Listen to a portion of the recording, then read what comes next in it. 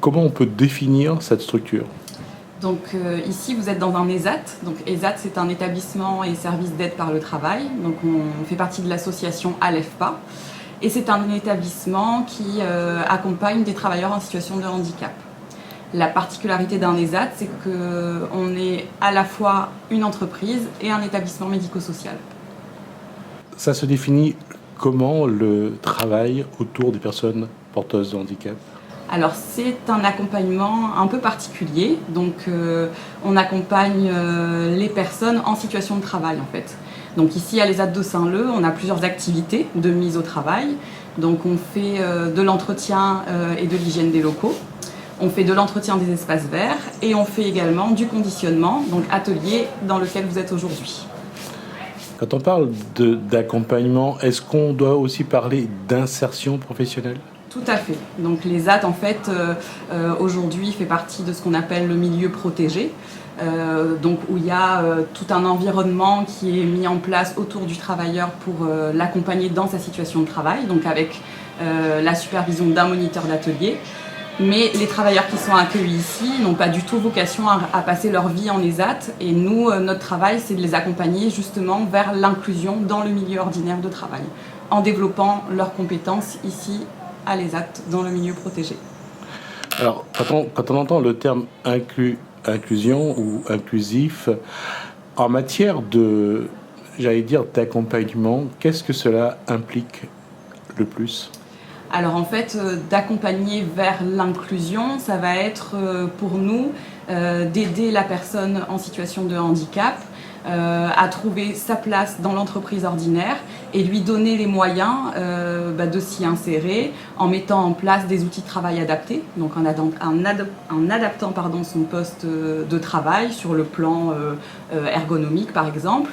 Lui donner les outils aussi qui va lui faciliter la gestion de son planning, donc mettre en place des outils qui lui soient propres, adaptés, ça peut être avec des pictogrammes, lui faciliter en fait sa mise en situation de travail, parce que ce qui est important de retenir, c'est que les personnes qu'on accueille ici sont tout à fait au moins aussi capables que les personnes qui travaillent dans le milieu ordinaire.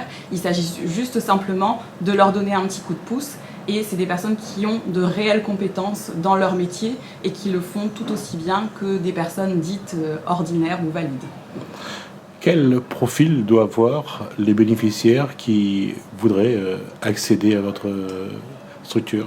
Alors donc les personnes qu'on accueille ici, donc, nous sont orientées par la Maison départementale des personnes handicapées, donc la MDPH. Elles ont une reconnaissance en qualité de travailleur handicapé, donc une RQTH, et une orientation vers notre établissement qui est prononcée aussi par la MDPH. Donc à l'ESAT de Saint-Leu, nous on accueille des personnes qui ont soit une déficience intellectuelle, soit des troubles psychiques. Ce qui veut dire que le travail est, en termes de handicap, lorsqu'il s'agit du mental et de la psychologie, le travail est... Comment vous définissez, vous mettez en place des stratégies justement pour accompagner ce public?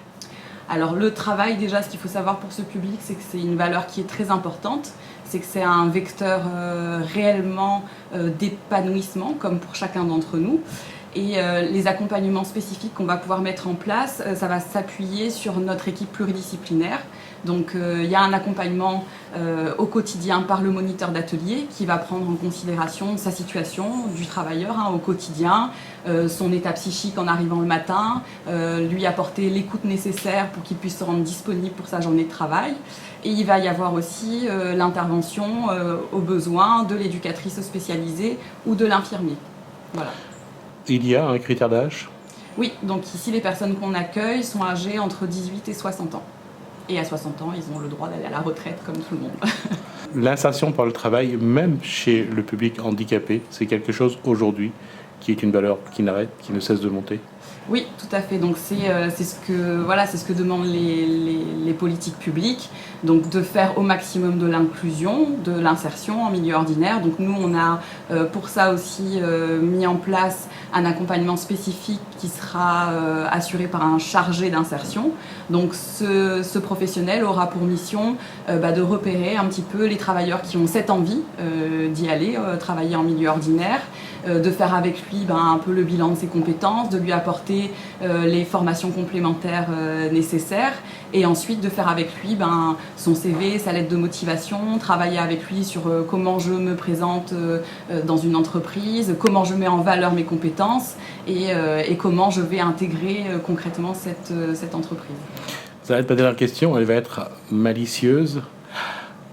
À quel moment, pour vous, qui êtes la responsable de cette structure, vous regardez ce public comme un public normal parce qu'à un moment donné, on voit qu'ils ont des compétences qu'on ne voit pas généralement le public. On voit qu'ils ont des compétences. Ils ont une différence, bien sûr, mais ils ont une compétence. À quel moment, pour vous, ce public devient un public normal ? J'ai envie de dire que ce public, c'est un public normal pour moi tous les jours et je suis honorée de pouvoir faire ce travail et de contribuer à mon niveau, à les aider à s'épanouir au quotidien par le travail, à trouver leur place dans la société, parce que ce sont des personnes qui sont extraordinaires et qui font de notre quotidien un quotidien dans lequel nous, au travail, on s'épanouit aussi. Et leur travail mérite d'être davantage considéré et davantage connu parce que ce sont de réels acteurs économiques aussi et qu'on oublie souvent, malheureusement. On dit toujours qu'on voit ce qu'on leur apporte, mais c'est rare qu'on dit ce qu'ils apportent au public en face. Je suis bien d'accord avec vous, c'est pour ça que je vous dis que c'est une richesse de travailler avec eux au quotidien parce que c'est des personnes qui vous rappellent en fait à l'essentiel, ce qui est important, qui vous rappellent des valeurs importantes type l'humilité, savoir apprécier ce qu'on a, le bonheur tout simplement un petit peu à l'état pur et aborder les choses avec beaucoup de simplicité et c'est des choses dont on s'éloigne beaucoup parce qu'on devient très vite superficiel et les personnes avec qui on travaille nous rappellent ces valeurs essentielles.